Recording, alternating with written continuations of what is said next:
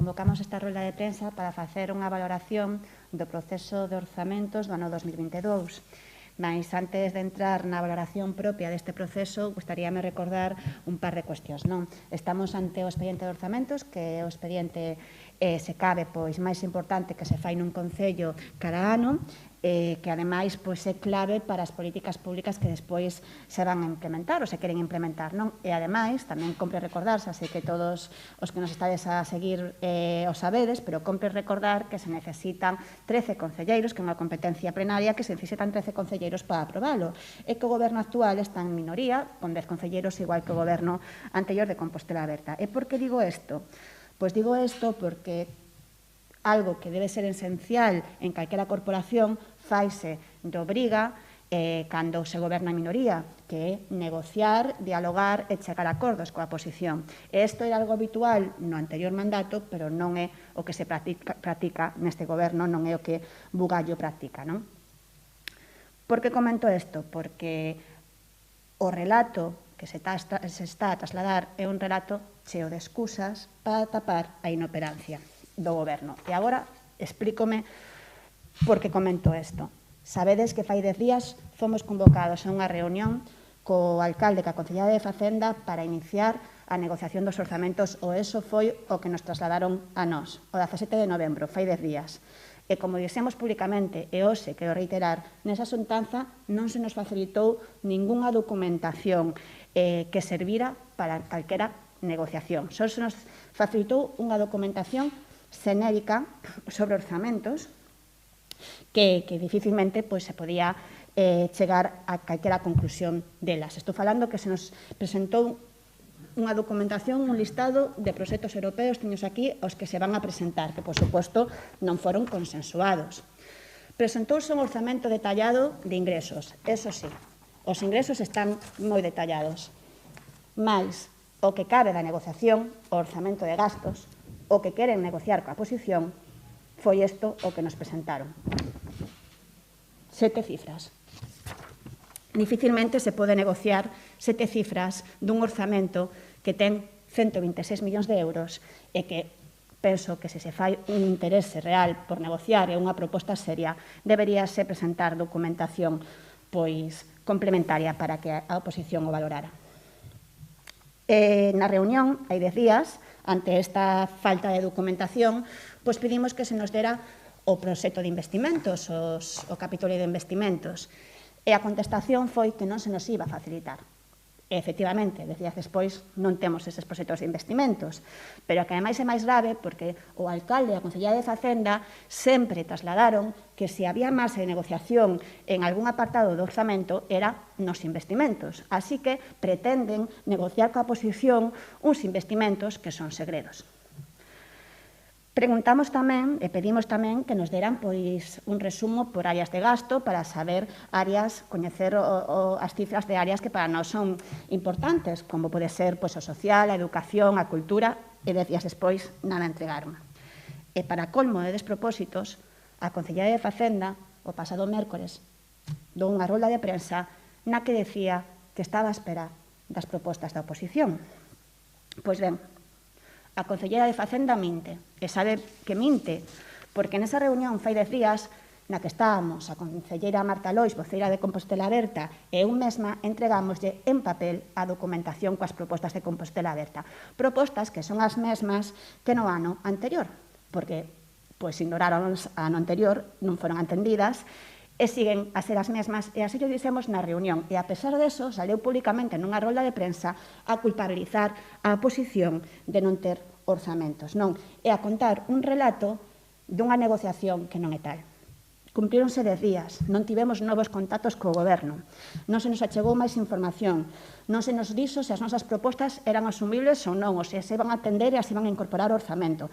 E máis, onte, no pleno, a unha resposta dunha pregunta de Compostela Aberta sobre os orzamentos participativos, dixéronos que incluíramos esas propostas na negociación orzamentaria, pero é que xa están incluídas, é que están incluídas nese documento que lle pasamos o ano pasado e que lle volvimos a dar unha copia este ano.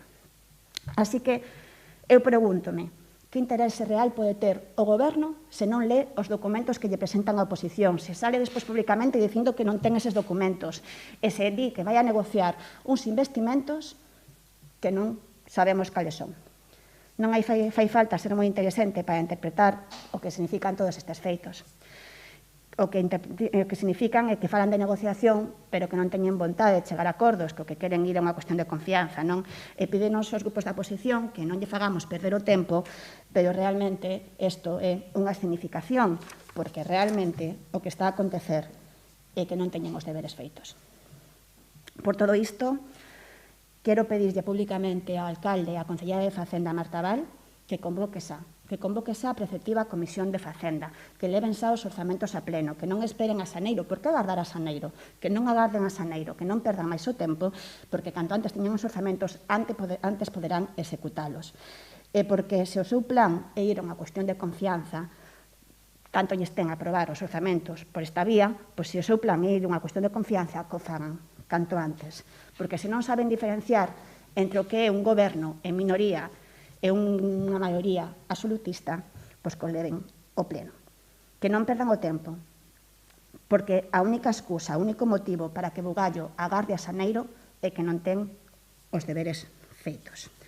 Así que o que queremos trasladar é que non queremos que se nos culpabilice a oposición dun retraso que non é achacable a nós, senón a que non fixeron o traballo previo, que despois se nos culpabiliza a posición da baixa execución de orzamentos, que xa sabemos como vai a de 2021, sabemos que a 30 de setembro do 2021 só o 36% do orzamento estaba executado, só o 9% de execución de investimentos, e datos moi preocupantes como 0 euros en execución nas áreas de rehabilitación integral, un 6% en actividades da área de muller ou un 9% en promoción de deporte. Son datos desoladores que, por suposto, estou segura, nos culpabilizará a posición destes datos. Así que, pola parte de Compostela Aberta, nunha posición responsable coa cidade, pedimos de verdade que leve os orzamentos canto antes ao pleno e que non perda máis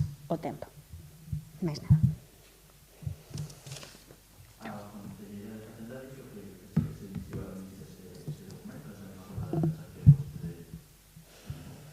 Pois estamos á espera.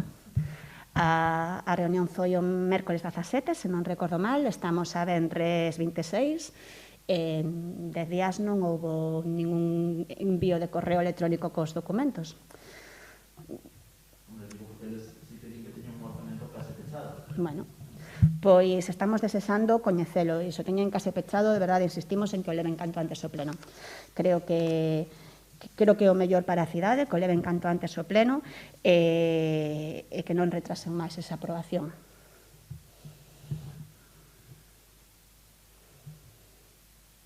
Alguna pregunta máis? O que non ten sigo, se non hai preguntas. O que non ten sentido é dicir públicamente, bueno, hai moitas cousas que non teñen sentido, pero que non ten sentido é dicir públicamente que hai marxe de negociación nos investimentos, son os investimentos, non é nada máis, e cando solicitas os investimentos a negociar, resulta que son segredo, que non se poden facilitar a oposición. Como se negocia algo que non coñeces? Esa é unha pregunta, non? Como se negocia algo? Un orzamento ten milleiros de páxinas. Eu fui concelleira de Facenda, un orzamento ten milleiros de páxinas. Non é serio darlle esta oposición, non é serio. E non é serio botar 10 días dicindo que queres negociar e non pasar máis documentación. Eu creo que está claro que non hai vontade de negociar, xa o di o alcalde moitas veces apelando á cuestión da confianza. O fracaso é del se ten que recurrir a unha cuestión de confianza. É unha demostración de que non sabe dialogar, non? Pero dende unha postura responsable, dende o Grupo Municipal de Compostela Aberta, de verdade que lle pedimos que non perda o tempo. Sobre todo porque despois culpabiliza aos demais, que non perda o tempo que o leves ao pleno, canto antes. Non hai preguntas? Pois mira, que foi unha acelerada para...